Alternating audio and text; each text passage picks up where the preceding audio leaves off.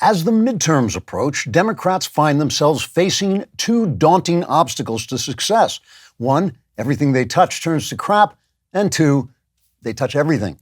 Many Democrats are also worried that Joe Biden will not be up to doing the job of president after 2024, by which, of course, they mean not the year, but military time.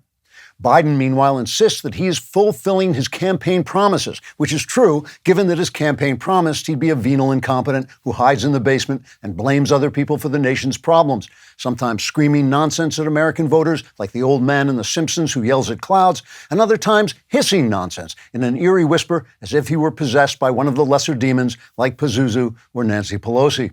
Despite these promises made and kept, Biden's approval ratings have continued to decline until his only remaining bastions of support are immaterial forces of demonic evil and Nancy Pelosi. As for Democrat senators and congressmen, they have turned their attention to what they should try to accomplish after the midterms are over. Some suggestions include learn to play the banjo, take long meditative walks to try and figure out why everything you touch turns to crap, sell off your crypto investments and use the profits to buy a lottery ticket in the hope you can hit the big win and get yourself a full tank of gas. Or change your name and run for office again disguised in a wig and fake mustache so you can finish the important work of ruining every aspect of American life. Some Democrats, however, have not given up hope of securing victory and are developing strategies to win back the trust of Americans by locating those Americans who are gullible idiots. Democrats feel they can identify these perennial dimwits by targeting voters who make such statements as, I believe inflation is transitory, I believe climate change is an existential threat, or I believe that trans women are women, and if they're not, I should probably pretend I don't remember what happened last Saturday night.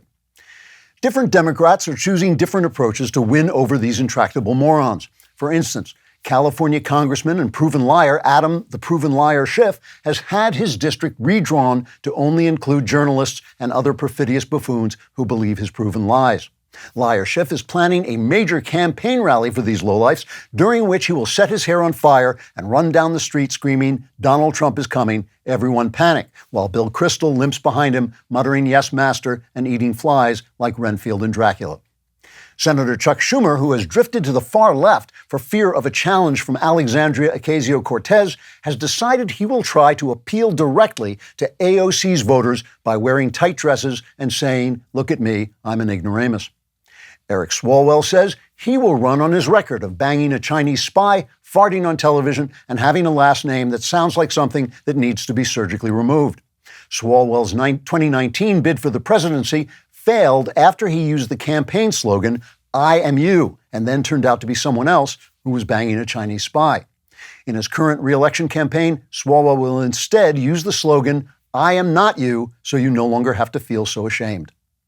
While Democrat prospects currently look dim if current trends continue and there's a God in heaven, the left could get a surprise lift from angry Donald Trump supporters who say they'll refuse to vote unless the results of the last election are overturned and Trump becomes president for the past 2 years. These determined Trump loyalists consider this part of a long-term strategy in which the Democrat majority is allowed to remain in office until they totally destroy the country, whereupon Trump will be able to hold a massive rally and declare, see, I told you the Democrats would totally destroy the country. As one fierce Trump supporter put it, quote, if that's not victory, I don't know what victory is. No, really, I have no idea what victory is. If you are starved for more Klavan-y goodness, like and subscribe to the Andrew Klavan Podcast.